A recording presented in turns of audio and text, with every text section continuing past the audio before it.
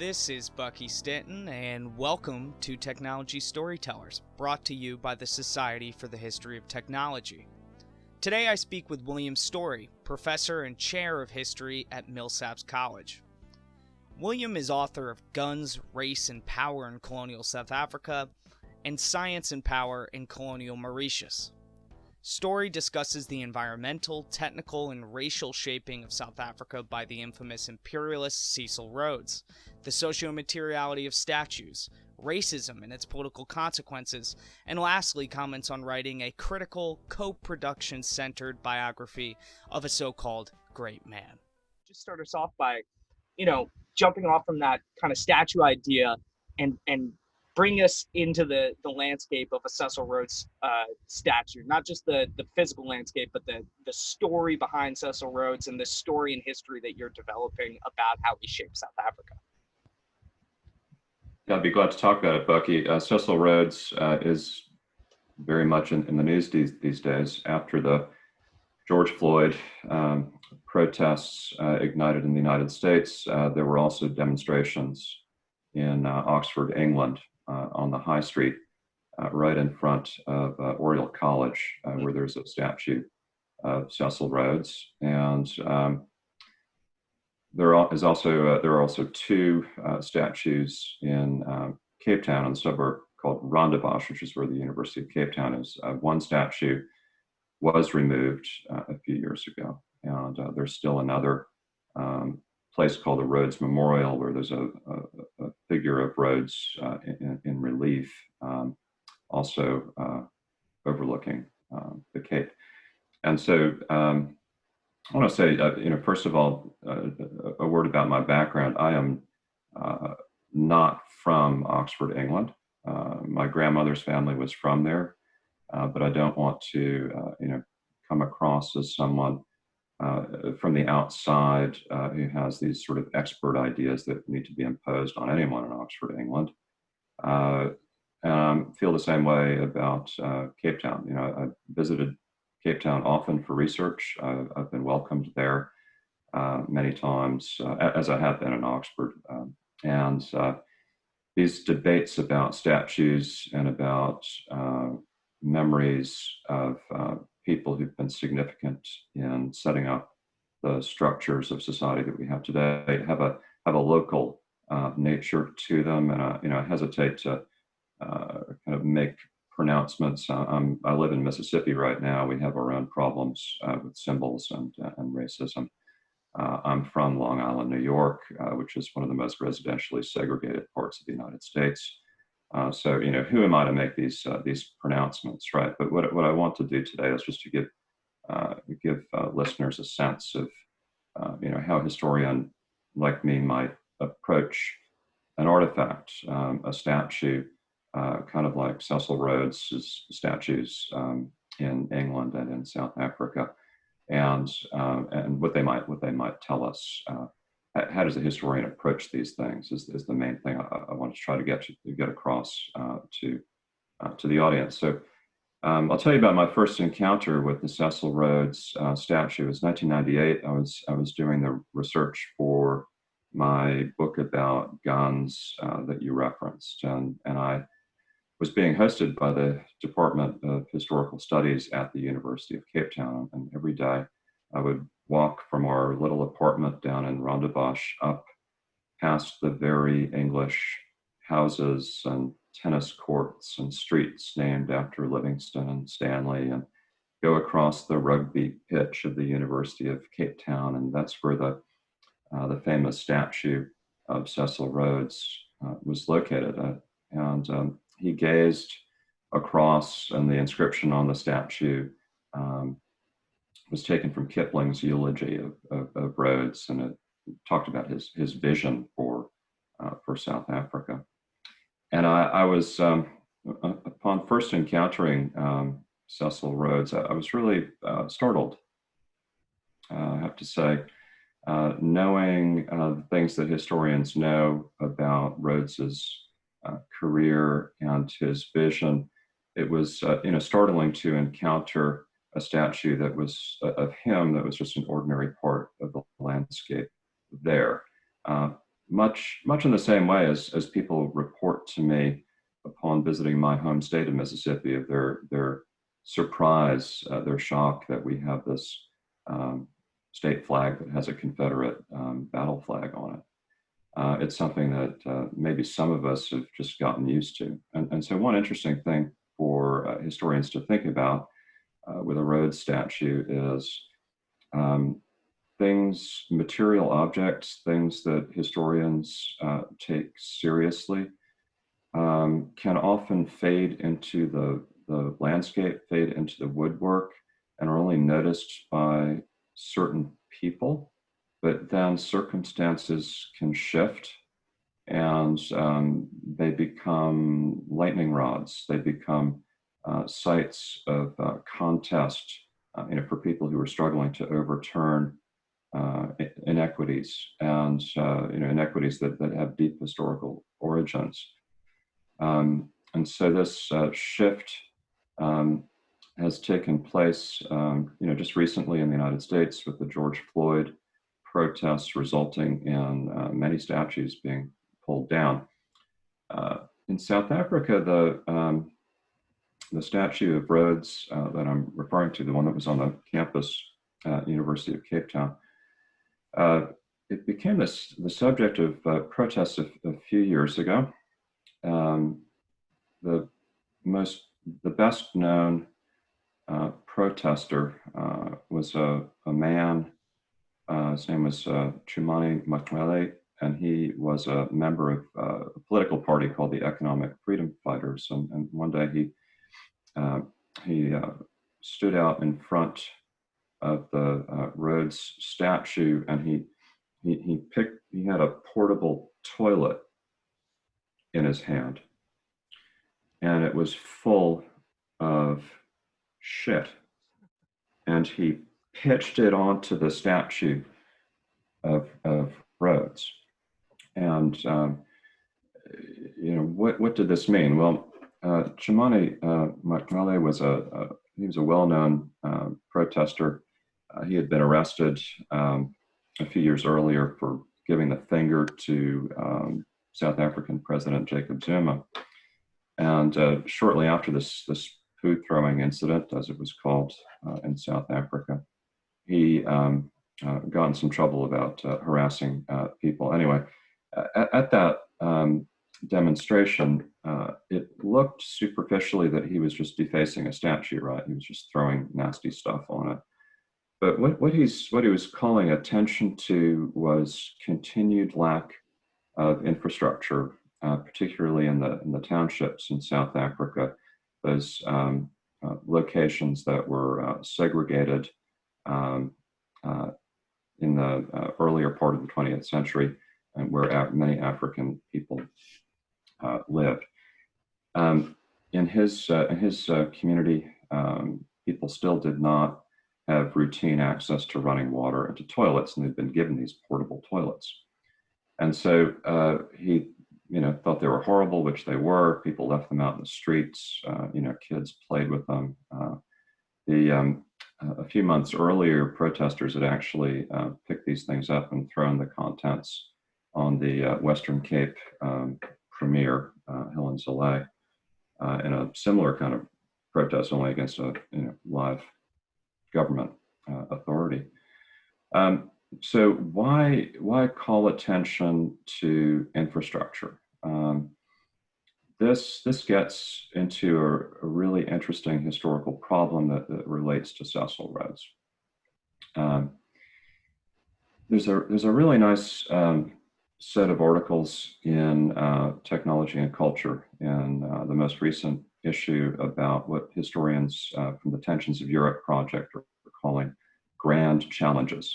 What are the grand challenges that engineers and creators of technologies have faced? And they're talking about big famous projects, right? I mean, the atomic bomb, the Apollo program, the Green Revolution. What are we going to do about climate change, right?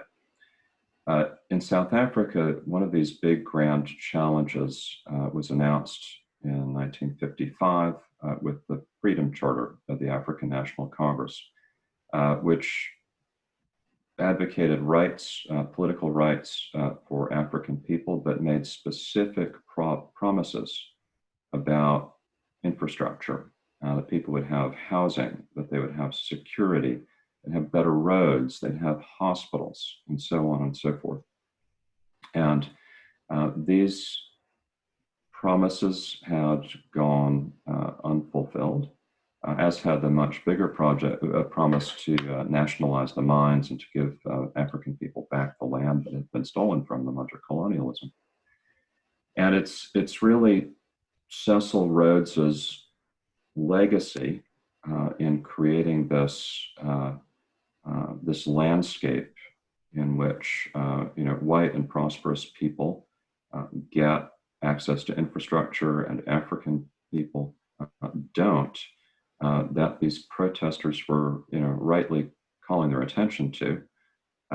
Ultimately, the university decided to take down the statue and remove it. It's been put in storage, and good for them. As a historian, I'm not in favor of destroying things, but I am in favor of recontextualizing them, or even just putting them into storage until you've reached some agreement in the local community about what to do about them. I think that part of the protests against Rhodes also have to do with some general backlash that there is around the world against how after 9/11, in the run-up to the last Iraq War, neoconservatives were saying things about saying nostalgic things about imperialism. Well, maybe the Middle East, would be somehow better off if imperialists ruled them again. So the U.S. should go in there and do that. But for historians who are familiar with the history of imperialism, we know that people were tortured, right, in the name of truth, just like what happened at Abu Ghraib. I mean, it happened for hundreds of years before that under imperialism. We know that people build walls and they displace entire populations in order to achieve security, right? But this is a way that rights are taken away from many people. And we know that the rule of law can be suspended too under imperialism.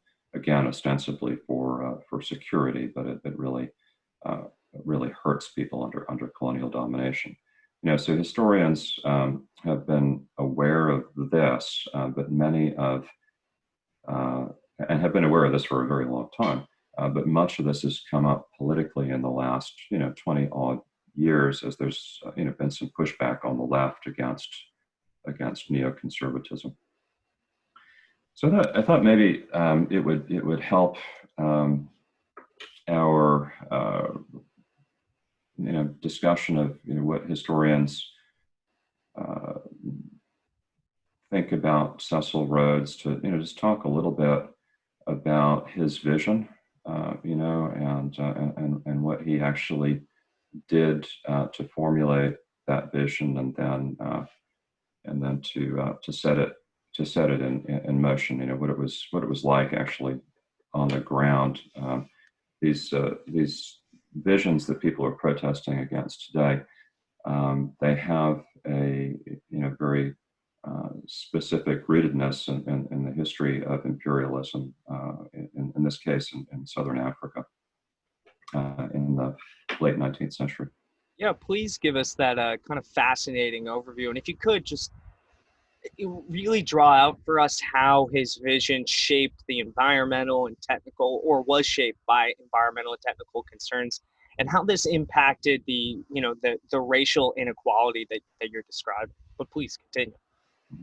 Yeah, well, I mean, Rhodes is famous for some things today, right? So probably he's most famous for endowing the Rhodes scholarships at Oxford through the Rhodes Trust.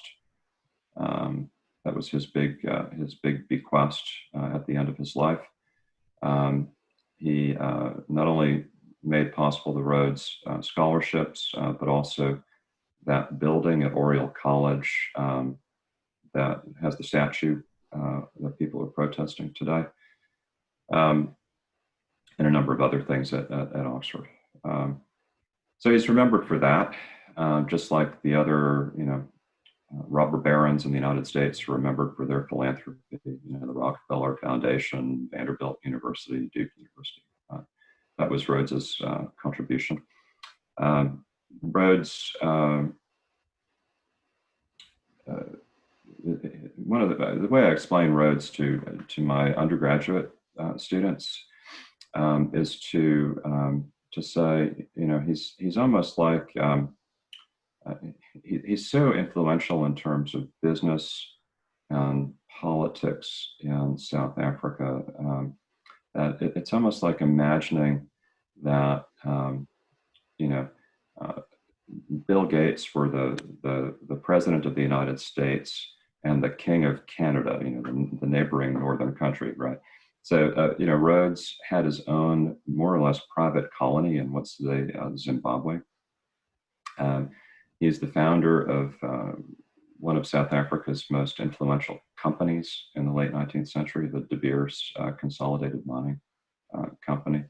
And he was also the prime minister of the Cape Colony from 1890 to 1895. And in the years before that and after that, he was a very prominent member of the Cape Colony's parliament, right? So he's very influential politics and in business. And his he had a grand vision of the British Empire.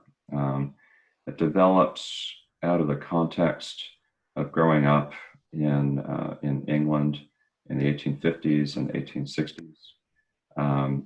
His racial views are characteristic of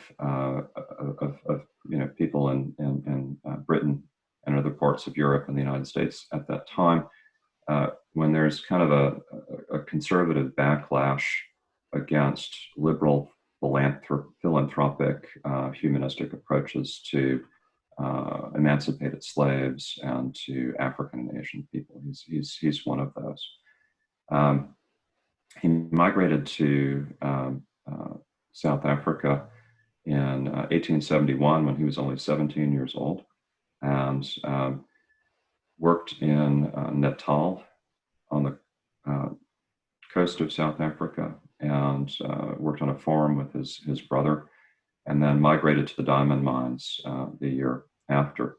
And then after that, went back to Oxford to receive an education, where he was influenced by classical studies. He's very fond of Marcus Aurelius. Most of his life, he carried around a little copy of Marcus Aurelius's Meditations. He was not an especially successful or brilliant student. He was at Oxford. He was what was called a pass student. He's someone who just got through. And he's influenced to some degree, not directly but indirectly by the thinking of John Ruskin, who was advocating for getting back to a simpler, more medieval, craftsman-like view of the world. And in 1877, Rhodes was a young man. He was going back and forth between Oxford and South Africa. And he wrote what was called his Confession of Faith, in which he outlined his desire for Britain to continue to become the world's most powerful country. He disparaged people who fought against this. He hoped that the United States would be reunited with Great Britain. That's what he says in this document. And the way of going about making Britain more powerful is to create a secret society modeled on the Jesuits, and this group of men would work secretly together to further the objects of the British Empire. And he wrote multiple wills over the course of his life. And the last one, obviously, is the one that creates the Rhodes scholarships and the Rhodes Trust. But this is the first one, and his vision of promoting the British Empire by the creation of this group of young men remained, very consistent over the course of his lifetime, and ultimately, germinated in the Rhodes scholarships. So that's kind of his broader vision. He's not just a businessman who wants to make money, or at least he doesn't say that. He's got this broader interest in British power, and in yielding this personal power. So that's the broader vision. But there's a way in which his narrower vision plays out. There's kind of what I call the day-to-day or ordinary practicalities of getting one's vision accomplished.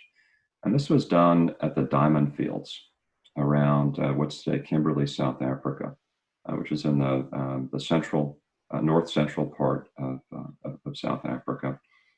There were 4 diamond mines there, and Rhodes became involved in mining, and one of them in particular was called the De Beers mine. And there's an environmental and technical problem there are multiple environmental and technical problems with mining diamonds. Diamonds come from kind of the pressurized molten lava that kind of shoots up through the earth millions of years ago. And in South Africa, at this location in Kimberley, the diamonds mines are formed in the shape of pipes, right, that go up through the ground where these eruptions took place. And the first people who discovered diamonds in South Africa found the diamonds scattered around on the ground. These are called alluvial diamonds. And eventually people figured out where the diamond pipe was, and the De Beers mine and these other mines are sited on top of these pipes. The government of the time required people to divide up the open pit mines into small claims. And these presented some technical problems. That the deeper the mines went, the more likely it is that your dirt will collapse onto someone else's claim, or the pulleys that you're using are going to interfere with operations in someone else's mining area. And so Rhodes was involved in consolidating the mine claims through political pressure to change the rules, and also by working with other businessmen. And that's a very short summary of a really long and complicated history. But the way his vision plays out goes kind of like this. He makes these individual decisions about his business, right? And it's a classic case of how market-based decisions do not really produce the best society. Okay, so often people kind of mischaracterize the arguments of Adam Smith, right? And they say, well, Smith says that individual market-based decisions are going to make the best society. Well, Smith was aware of potential negative social problems that might result from these things. And so we know today, that there are externalities. Mines make terrible pollution, and the tailings from the mines in South Africa are you can still see them piled up around the mines today. These kind of market-based decisions can lead to monopolies, which is what Rhodes eventually wound up holding. He became the leader of De Beers Consolidated Mining Company, which did in fact almost monopolize all diamond production in Southern Africa from that time forward. But market-based decisions can lead to social injustice too. And so here's how it worked. When Rhodes was involved in the merging of De Beers, it became clear that the business could no longer operate on the basis of these big open pit mines, and instead tunnels had to be dug under the mines in order to get at that, the pipe of diamonds, the cylinder of diamonds that's under the ground. Eventually, the diamond mines went to the depth of 1 kilometer under the surface.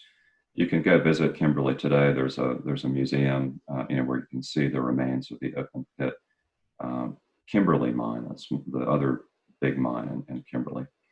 And you can look at this, and it's really it really calls to mind, what David and I calls the technological sublime, right? And it's just this awesome big hole in the ground. I think it's a mile. It's a mile across, half a mile wide, something like that.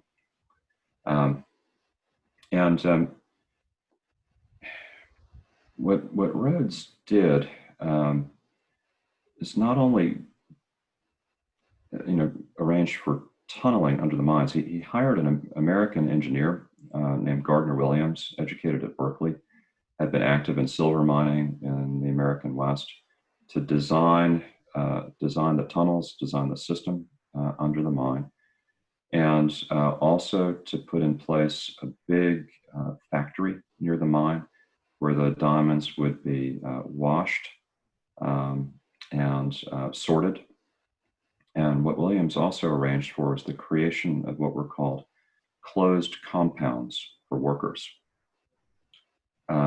These are structures that look almost like prisons.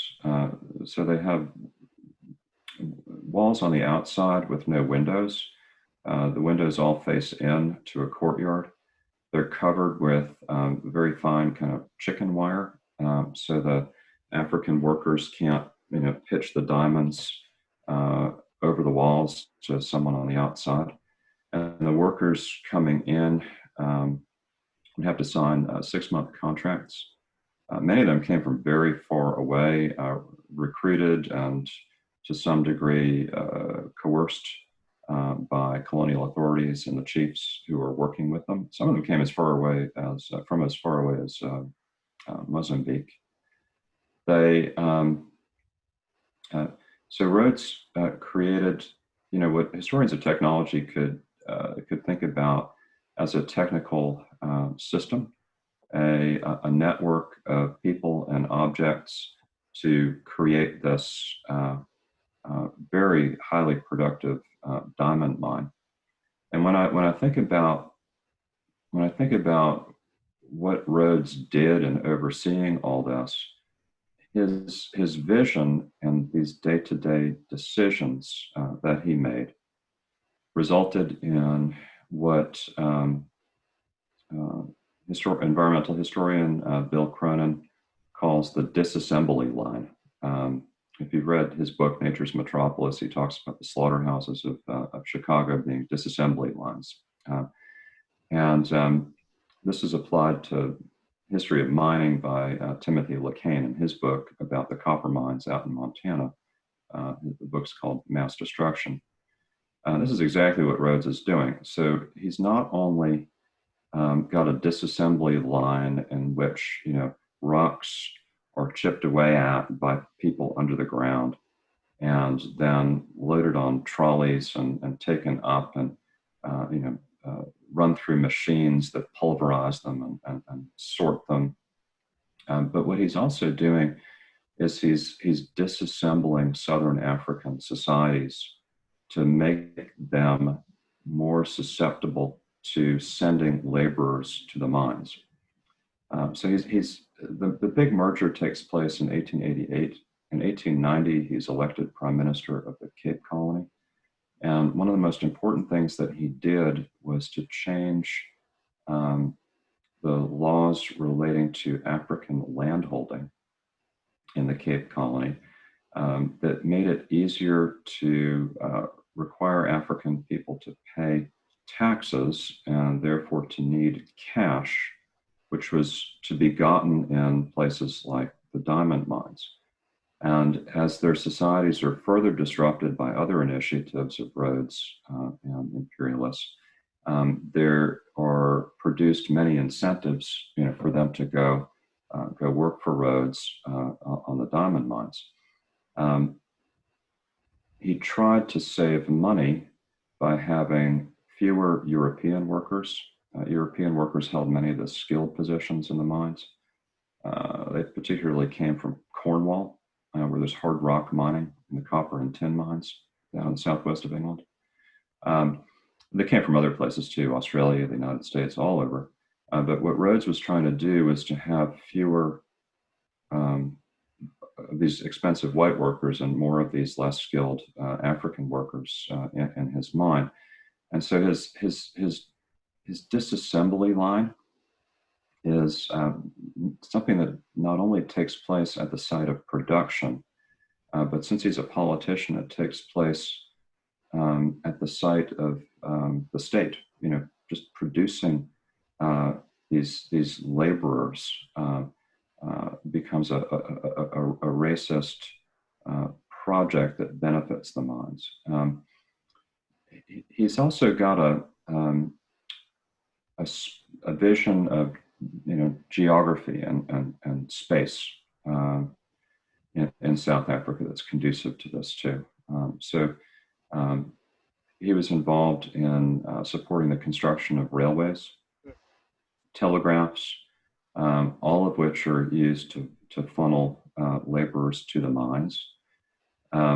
He's responsible for supporting the creation of these closed compounds, which are one of the earliest examples of very strict urban segregation in South Africa. They became a model for closed compounds in the much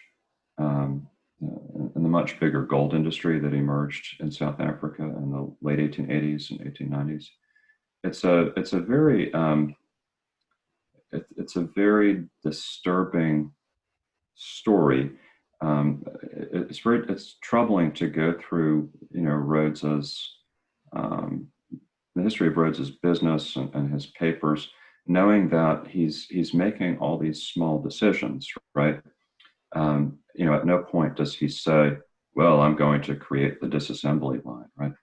But you can go through all these small decisions that an individual makes in his business and see how they're moving in the direction of creating this unjust society that and the infrastructure that's thereby created is still tangible, it's still present, it's still observable in South Africa today. This is like tracing the ancestry of injustice in the industrial era in South Africa, and you really can put a finger on Rhodes and his colleagues at De Beers and say that they were responsible for much of this to a great extent. Now, he did work with a lot of other people. He had a lot of supporters. He was not an engineer himself. He didn't know how to build things. In fact, one thing that's very interesting is I have not come across evidence that he ever actually went down in the mines at Kimberley. I mean, it's possible that maybe he did, but I think what he may have realized was that the mines are quite dangerous. There's a big fire in the De Beers mine in 1888, right at the moment when the merger is about to be finalized. Killed several hundred people. It's one of the worst industrial accidents in South African history. And I think Rhodes and his colleagues were also aware of just how tenuous this whole project was, that all it would take, is one disaster, one social revolution, one something that could take it all right down. I think historians of technology are often aware of that too, just how these networks of people and things that are created can be dismantled just by kind of pulling out one component of them, right? So this is why I think the protesters against Cecil Rhodes are onto something. I think that he turns out to be a very relevant historical figure when we're thinking about some of the ways in which social injustice has become part of the structures of ordinary life, not only in South Africa, but in many other places too. If you don't mind me asking, is there a connection to this kind of space making aspect of the story you're telling and the concentration camps developed in the Boer War? Just out of curiosity, because I've read a great book called Barbed Wire, An Ecology of Modernity by Breviel Netz, who is actually a Hellenistic historian of Hellenistic mathematicians, famous for his work on the Archimedes Codex, and a very complicated book about Greek geometry and deduction. But he also has this amazing book about space making and technology and barbed wire and how its centrality to several big moments. And it was there I learned about how awful the concentration camps were in the Boer War. And a lot of this almost disassembly line compound idea seems to kind of jive with that disruption and destruction of South African society in an earlier colonial period. Yeah. I have not come across anything specific about Cecil Rhodes, commenting on the concentration camps in the Boer War. However, I do think that you may be onto something. The creation of penitentiaries, of closed compounds for workers, of these confined spaces has a lot to do with the development of the idea of the concentration camp. The Spanish used them against Cuban rebels in the early 1890s, if I'm remembering right. The British famously used them when they cleared the countryside of Boer civilians as part of their total war against the Boer commandos in the Boer War. They were, but yeah, I can't really comment on the specific connections. Rhodes actually spent. He arranged for himself to be. This is going to sound funny. He arranged for himself to be trapped in Kimberley when it was besieged by the Boers, so that he could keep an eye on the mines and be kind of the leader of the community. He made an absolute nuisance of himself to the commander of the British garrison at Kimberley. The Boers, for their own part, resented Rhodes a great deal. He had worked in the Cape Colony, in Cape Colony politics. He had worked in alliance with leading Afrikaner farmers in the late 1880s and early 1890s as he's trying to enact his vision. And in late 1895, he was part of attempting to stage a coup in the Boer Republic of the Transvaal in Johannesburg. And the coup failed. It was known as Jemieson's raid. Jemieson was Rhodes's friend who used Rhodes's private army, really is what it was. The British South Africa Company ruled Zimbabwe, and these are their soldiers who came down and were trying to support a coup in Johannesburg and got surrounded by the Boer people. So that the first time a Rhodes statue got demonstrated against in South Africa was in the 1930s when that statue at University of Cape Town went up. There were Afrikaner students who protested the statue, saying that this fellow was, betrayed us. Basically, he did us wrong, and should not be memorialized. That's so interesting that happened, and that's so interesting And I think it's worth noting that he existed in an already racist society with many different facets, and one in contention with even people of European descent or mixed European descent, like the Boers, and who descend from Dutch settlers, if I remember correctly.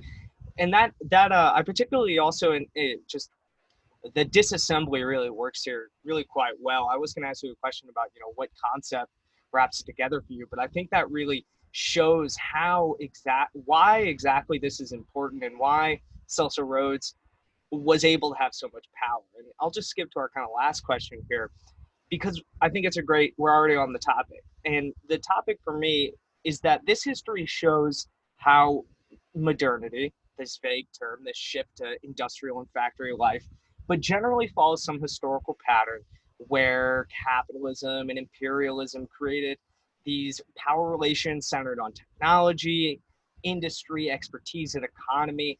And we're able to create a great person, hard air quotes around that, through the way they centralized decision making and the way that these systems empowered people in certain positions there. And right in all these examples and these shapings, and then even the question about the Boer War, which I just thought up of, you were not prepared for, you show how they're really connected. He had this like amazing centralized influence, wielding an army, going about being a king in one place and a leader in another, elected in another. And it reminds me of other work that people have talked about characters like this. In my notes I have that it reminds me of Latour's work on Pasteur, and how it really doesn't show, all it shows that book is that Pasteur, the man behind the process of properly producing milk in a safe way, was able to act as this great man because of an accumulation of power in certain networks and societies. And so my question to you is, how do we correctly historicize and have these conversations in our field and in the public historiography about great men who are, as you've so eloquently and poetically discussed, are abominable in many ways in their beliefs, grandiose in their in their shaping the world, but when we look at the historical material reality, had a huge impact. And like you said at the beginning, there's no way to escape his influence in a lot of ways. So how do we, it's a little bit bigger of a question of, do we tear down the statues? Because I think as historians we all have a bit of a different perspective on that, about how we can recast and redo and remake history. And history is a process. But how do we correctly historicize this conversation? How do we agilely move through it? Yeah, I'm actually, when I think about my graduate student self back in the late 80s and early 90s, I'm actually surprised that I should be involved in writing a great man biography at all. But really part of our training as historians in recent times is to emphasize social and cultural and political history, and the history of mass movements and history from below, and interviewing and working with more humble people. In my own case, Cecil Rhodes is even more surprising a choice because he's an unpleasant figure. I think a lot of biographers are drawn to write about people they admire. I have not found much in the records of Cecil Rhodes that would lead me to admire him. I mean, there's really just nothing there. There's no wonderful, love letter. There's no act of personal charity that just seems. It's just nothing. So he's a very difficult person to spend time with. So why should I do this? I mean, of all the things that I could do, why do this? It relates to his historical importance.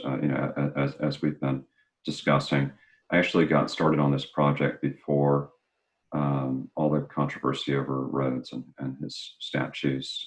So I didn't get into it for that reason.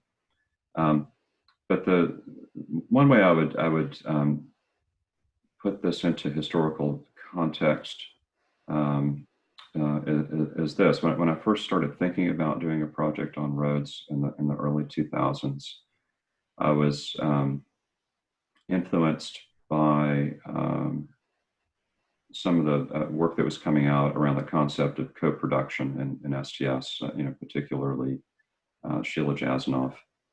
And we have, there's a literature and history of technology in STS about how this concept of co-production works. How do visions of society and politics relate to the specific visions of technology and visions of geographical spaces that groups of people might have, and for the most part, at least in the early 2000s, much of the conversation about co-production had to do with larger scales, right, of organizations, institutions, that were involved in doing this. So here I'm thinking about, say, the Intergovernmental Panel on Climate Change, for example, is one side of writing about and researching about co-production. But what I saw in Cecil Rhodes was an opportunity to look into how that issue of co-production plays out on the most fine-grained individual level. It's been an eye-opener. I mean, I see that I'm going to be able to make a contribution to that literature moving forward. It's been challenging. Rhodes's papers are not complete. So there's no diary of Rhodes. A lot of his correspondence was destroyed in a fire at his home. Some of the papers of his company in Zimbabwe were kept in a vault in London, and it was flooded when a bomb hit it during the Blitz in World War II. But what I'm starting to get a sense of is how co-production works on the individual level, and how those individual market-based decisions about technology, environment, and all the networks of people and things that are involved in them get made, can show us how co-production works on that ground level, on that real micro level. So, in that sense, I'm very comfortable with doing a study like this. I didn't get into it because I really wanted to do a great man biography. It's not the most recommended thing for historians to do. Especially when we've spent so much time in the history of technology we've spent nearly half the field's history since the days at Kranzberg trying to deconstruct this idea. And that's why I find your work so compelling, is because it might just actually show me how we can have a more agile discussion about bad historical characters that are in the popular vision justly viewed in a bad light, without having what I consider maybe a shallow or not shallow, but just kind of limited response. And what you're proposing, correct me if I'm wrong, is really perhaps by taking this co-production, this idea that like science and technology and the imagination of the society are all connected, all working together to, act as a giant sieve to material reality to produce what is, and what is society. They're not separate.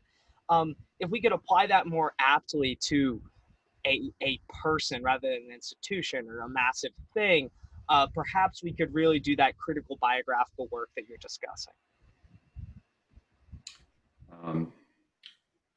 Yes. Yeah. Okay. I'm not going to disagree with you, but yeah, I mean, there have been,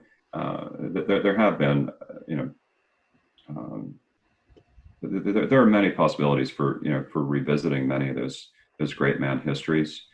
I hesitate to dismiss any particular approach or method that might still yield some results. I mean, it's entirely possible to go in and look at these classic figures like Thomas Edison or Henry Ford, who are almost contemporaries of Cecil Rhodes, and reevaluate them from new perspectives. I think all of us historians know that as we're sorting out what it is that we want to write about, what it is that we want to learn about or teach about, that we will make decisions about what we think is more important or less important. In this case, I don't think there are very many people who would argue that Cecil Rhodes was an unimportant person who's not worth addressing in this type of history. That being said, this is the first time I've written a biography, and I'm finding that even though in graduate school we ran down the writing of biographies, it's a very challenging sort of project to do. The challenge for me has been just trying to decide how much of the context actually has to go in the story. In a sense, I'm writing this book because I want to have a different socio-technical approach to Southern African history. But I can't actually rewrite the entire history of 19th century South Africa either, nor does my editor want me to do such a thing. And when can we expect that book about Cecil Rhodes? I'm still working on the manuscript now. I'm hoping to be done with it maybe in about a year's time. Well, thank you so much for coming on to Technology Storytellers today, William Storey.